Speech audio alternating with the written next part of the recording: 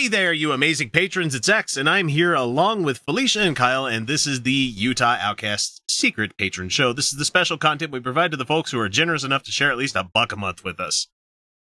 This week, I should say because I was going through and clearing up my old, saved links in Facebook, because it's an easy way of saving stories that you might want to talk about on the show. Yeah, I do that too. I found an old one for David Smalley. He was I had just a link to his page because there was some really cool drama that happened a year ago.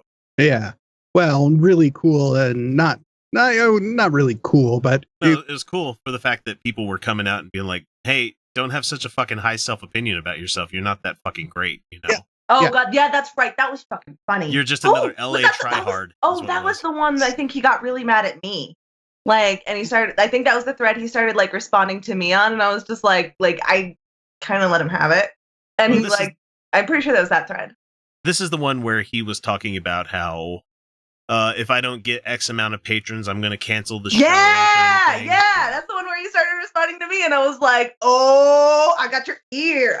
You're going to hear it now. That's back when he was trying to make that switch over to the, alt-light section of the world, where he was trying to get the Dave Rubin money and the... Isn't he still trying to do that kind of shit? I honestly don't know. I didn't pay attention until I saw this link, which I meant to get to right here. And, guys, he's a comedian. No, he's not. Oh, sorry, air quotes. Comedian. Yeah. Because I'll tell you what, this little clip that I'm going to share with you guys here in a second, we're probably going to let most of it play through, and then we'll dissect it and talk about it some more. Because if 3 podcasters living in Utah that have, I can't say all of us. I have never gone on to an open mic. Felicia, Kyle, you guys done open mic before? No, I'm terrified. Yeah. Yeah, I've done an open mic, and I hosted. That's right, you did. I hosted a whole show. That's right. I remember that. You emceed the thing. Yeah. We even had your practice emceeing on the show, one of the patron shows that we did. Oh, yeah, that was fun. Fuck, you realize when you do something for 4 years, you kind of forget some of the stuff that you'd done. Yeah, very much. Literally, every week for 4 years. Getting pretty close, actually. Yeah. Anyway, okay, David Smalley, the comedian, he is doing a show. I can't remember exactly where this is. I think he traveled back to Texas for this, and apparently he's on stage telling jokes. Yeah. And you know what? I'm just gonna let you guys hear what he's gonna say, and we'll pause it if we need to. Hang on a second. Let's just let it play. Yeah, we'll let. I'm here to advocate that we stop texting and driving. I am. And here's why. You almost lost your boy the other day. You almost lost me. Good boy. And when it happened, it scared the shit out of me. And you would think my first thought would be my daughter is going to grow up without a dad. And that's not what my thought was. My thought was, oh my God, is that the text they're going to put on the billboard?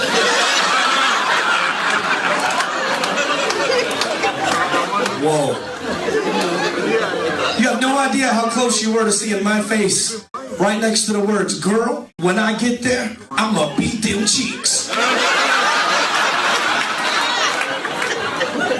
There's a sheriff on the other side of the billboard. He never got to beat them cheeks. Don't text and drive.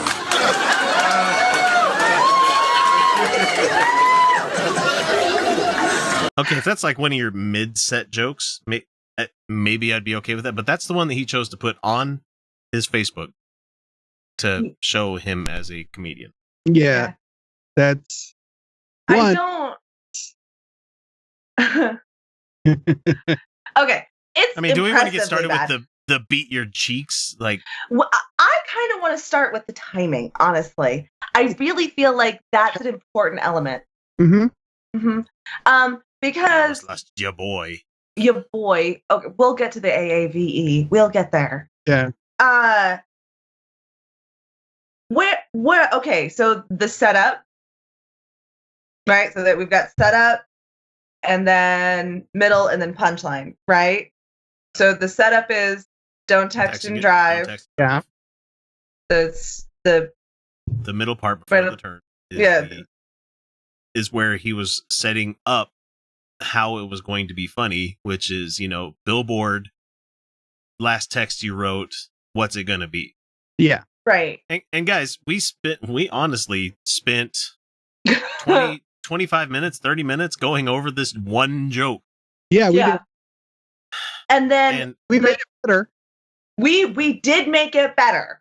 Yeah. We had some excellent punchlines. So the punchline is beat them cheeks. But the thing is that this joke goes so fucking fast that like I don't have time. I don't have time to feel the terror of nearly getting in a car crash. I don't have time to sit there and think about what I've been texting. I don't have time to sit there and like feel the feelings and then have it be like something stupid, right? Like that's what the turn is supposed to be, is like, and I said a dumb thing, or I said something like really like embarrassing, like really embarrassing. Besides, I'm gonna come and beat those cheeks. Yeah, right. Which is sloppy to begin with, because what the fuck does that? Okay, I know he's obviously talking about ass cheeks, clearly. Right. But if there's an area where there was any confusion, I was honestly confused from it. Beat those cheeks, like that? What are you doing? I feel like he's going for African American vernacular English. Like, he needs to stop. Just because you live in fucking LA doesn't make you boy city, you know? You almost lost your boy. Right. That does not sound okay. First of all, okay. Second of all, third of all, he has an accent now. Really terrible too. And what is that accent? Because like he has a Texas accent, but then he says "ya boy."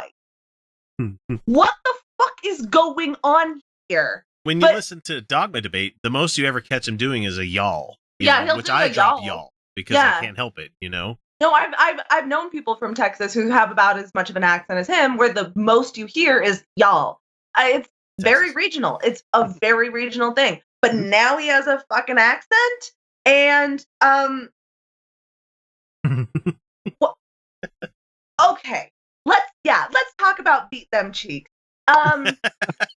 Well, hang on. Let's go back to the timing. The biggest problem with the timing is because he went so fast and just steamrolled through it. Because he was really sure that was a funny thing to say at the end there. He was rushing to get to beat them cheeks. He rolled over it so fast there wasn't enough time to absorb the reversal. I was the one texting. I know. It took me a second to figure out that he was the one who was texting and driving. Right. I liked yours, X. The better punchline. I've got it here. Let's see. We had my first one, as I said, I can't wait for you to break out the strap-on tonight, which is infinitely a much better joke because it plays on the men in the audience's insecurity with butt stuff. True. Automatically funny. And would be a genuinely embarrassing thing for your family while they're grieving to see on a billboard. Mm-hmm. Yeah. Or my other one that I said in the same vein of this, I hope you cleaned up good, girl, because I'm going to eat that ass. You know, that's funny, but that's a lot to text. You know, that's kind of long. That's a lot, yeah. But that a long text could be really funny because it would just because you also have to the structure of a good setup and punchline and joke the rule of three, threes. But that's just it. Like he there was no beats in it. Like there was like, yeah, you almost lost your boy, and then I was almost in a car accident. No timing at all. Yeah, like what? Okay. Oh, okay, that happened fast. And then he's like, my daughter would live without a dad. Okay, and then he's like, and then I was the one texting. Wait, what? That's new information to me. I did not know this. Mm-hmm. And then we become masters on this show. Masters on this show of edging our audience. We have gotten so good at our timing on this where we're like, okay, give them a couple of beats and then bam, drop the joke that we've been saving for quite a bit because we know it's funnier if we make them wait for it, you know? Right. Absolutely. Comedy is supposed to work. That's how it's supposed to work. Like, right. So you're building it. I mean, you should start with, hey, you've got these billboards that have the last text message. Or you could even get as lazy with like the Seinfeld writing if you want to, where it's like, you ever seen these billboards? That's I actually don't mind his his initial thing. Like, I support not texting and driving. Let me tell you why. Because I almost died because I was texting and driving. And I want to bring you there. I want to bring you on my journey of how I realized this. I'm already doing a better job of timing. Kyle's was funny. He said, "Baby, I'm coming home. Light some candles. That taco is leaking out my ass and it's burning my balls. The smell is burning my eyes." It's like, that's great because it's really fucking long. It's really fucking, and fucking threes. Yep. What I would like to do if I was to set this joke up, and this is one I thought of after we finished talking about this, I'm like, have it be like a Siri not being able to understand what you wanted to text kind of thing. That's even funnier, That is funny. About auto correct. Bad voice to text, yeah. My favorite was for me where you do like a whole setup about how like don't text and drive, and then you like switch it on people, right? Like now you're telling a story about texting and driving. Now you tell a story about how you had diarrhea really bad. And then you bring it full circle by saying, and I nearly got in a crash, and the text message I was about to send said, "I don't think I'm gonna make it home." Yeah. That's better.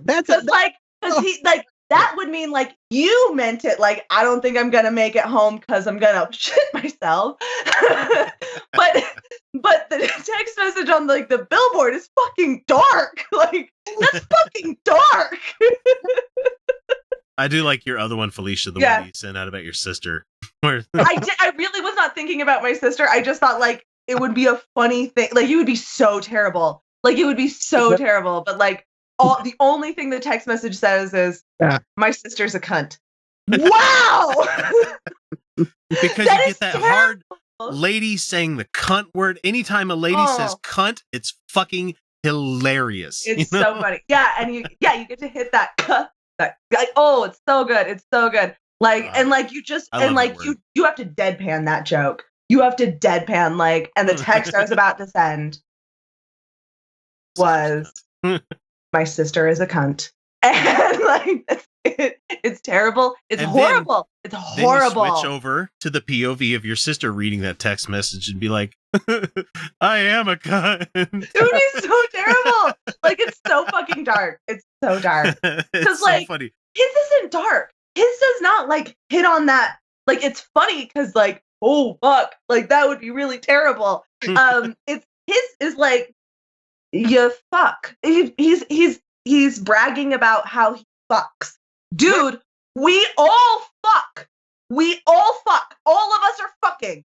All of us except for asexuals, and I appreciate your experience, okay? But then, well, fucking running joke. Come on, it's perfect. I love that. I just I love it. I love it. I love it. Guys, I am fucking. Not as often as I'd like to, but I am. So you know what?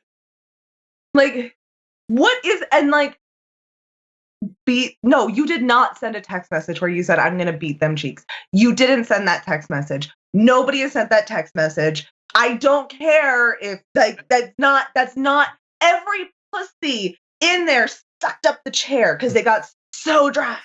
Yeah, we said that, did we? We're so like, dry. All of the vaginas in the room just fucking dried up at that joke. Like, they like it was Gobi desert vagina. I said, except Karen, who had 6 beers with her nachos that night. Yep, Karen. Which, to be honest, we have a Wise Guys Comedy Club here in Utah, and they do make some pretty fucking bomb-ass nachos. They do, actually, yeah. It's a meal. It's not really, just nachos. It's good. What baffles me is the laughing. Like, it's a comedy club. It's a comedy club. Yeah, but people are gonna laugh. They're gonna laugh because they're primed for laughing. Also, I'm also 90% sure that crowd was specifically there for him. Ooh, I think you're right. Laugh at anything he said. Oh yeah, let me start my comedy career by making an atheist and political podcast. Yes, that sounds like a great idea to pull audience from. Like, great, Mm-hmm. Except we're pretty fucking funny on this show. I think so. I don't care what anybody else thinks. I think I'm funny. I think you guys are. We make each other laugh. Yeah, we make each other laugh, and that's how we know we're funny. That's what it is. So yeah, we just made David Smalley's joke much better. And I'm so glad that he doesn't pay for like patron stuff, because you don't get to use this advice, David. This is this is proprietary shit. You don't get to use that joke, our joke that make your joke better. You don't get to do it. Not that he would, because he's not one to actually take advice. Oh, no kidding. But some good advice. No, and what I think is great is that he decided to make this lazy fucking joke about texting while driving. There's so many better jokes you can make about cars and stuff that you can have in your car. Yeah, let's talk about the subject matter. That's not one that you really don't bring that kind of stuff up in a show. Yeah, because somebody there could have had somebody that died. Someone there is very likely to be personally affected. You're going to ruin their night. Yeah. This isn't like edgy. This isn't Bottom edgy line, like know your audience. Bottom line. Well, and I mean it's just mean. It's just mean-spirited. Yeah. Well, because it's not bigoted, it's not hateful, it's not a hashtag offensive. It's just mean. It's just mean-spirited. Right. It's careless and thoughtless. And wow, that's why it's in his show. Yeah. I mean, there are you can say some pretty horrible things in comedy. Yeah, you can get very, very dark. Mm-hmm. Mm-hmm. But if you'll notice, most of the most good comics who go dark, it is usually personal.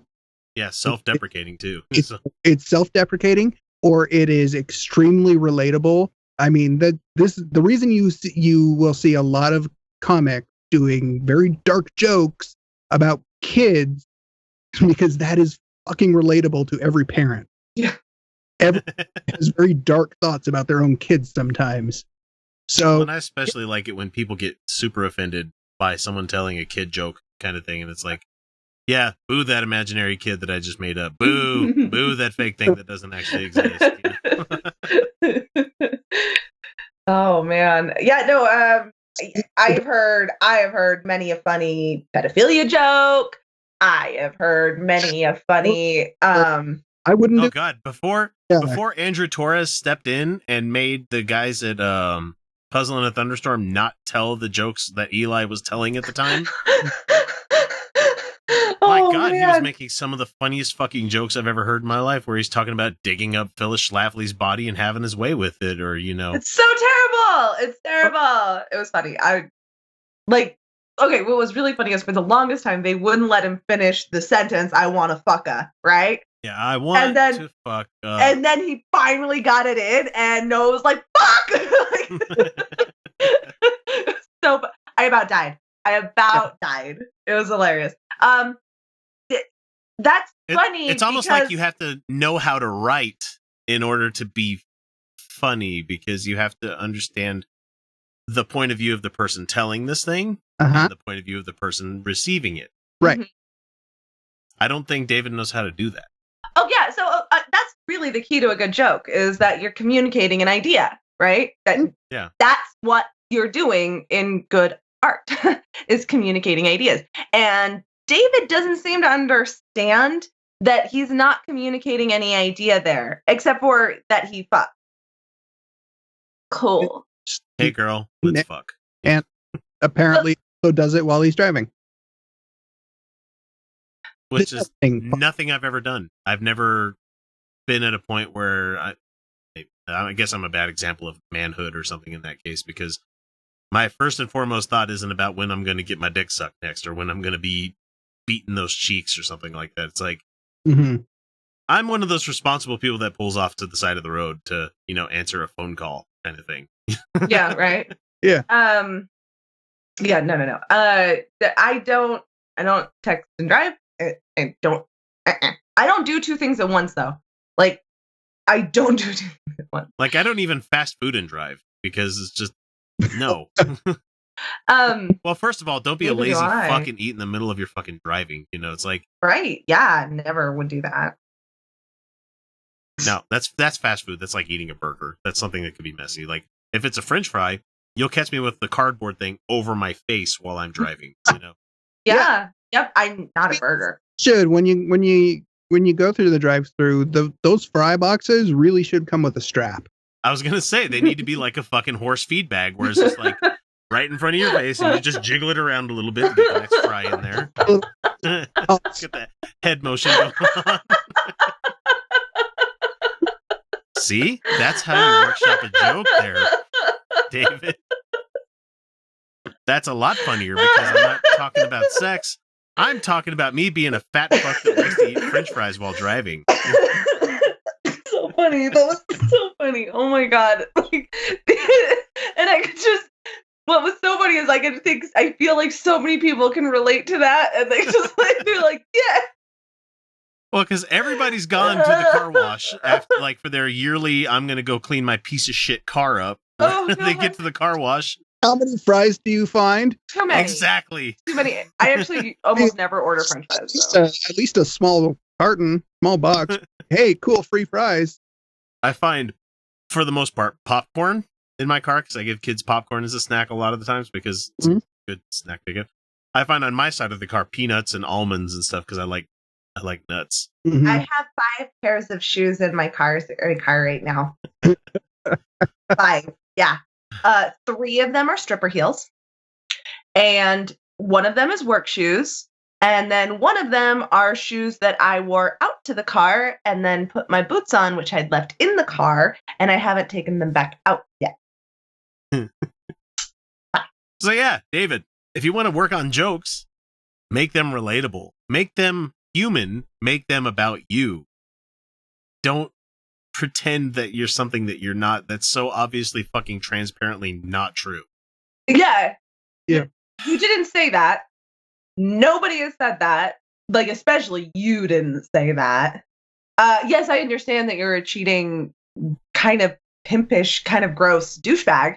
Yeah, I know that you do Who that. has taken his kids out of the divorce outside of the decree that was made for it. But that's neither here nor there. So Yeah, but you're a piece of shit. I'm sorry. Did I say that out loud? I meant to keep that inside. David, you're a piece of shit. I fucking hate you nowadays. Oh God. And you're racist and you're sexist and like what the fuck is wrong with you? Oh yeah, that's right. I said you're racist. Yeah. Me and one of your old friends have had lots of fun discussions. Yeah. Oh, and how about the fact that he invited those people onto his show, and we're not talking names here, Mhm. but let's just say he's invited certain people on the show to be tokens, to tokenize people that he's like, I can't possibly be this. I had this person on the show. I can't be like this because I talked to this person.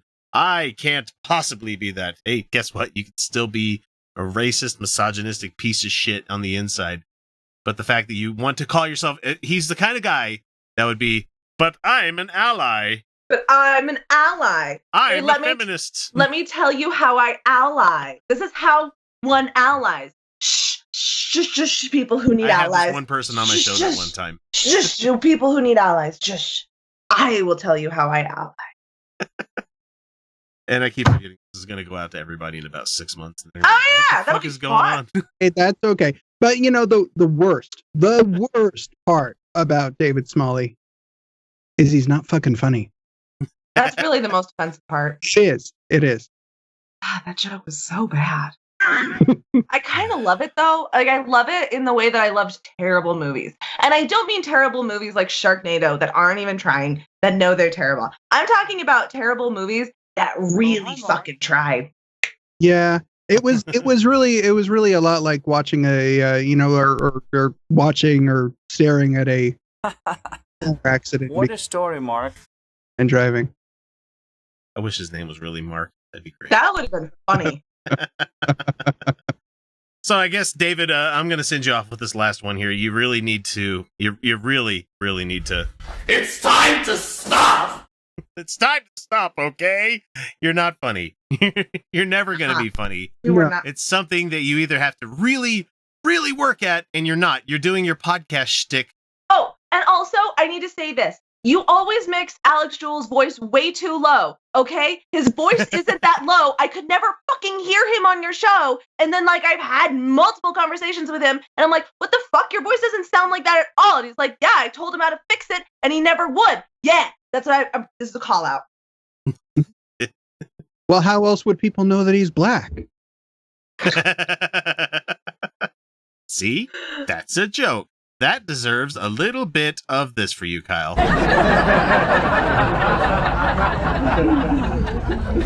Someone got a new soundboard this week. I'm having a lot of fun with this. So.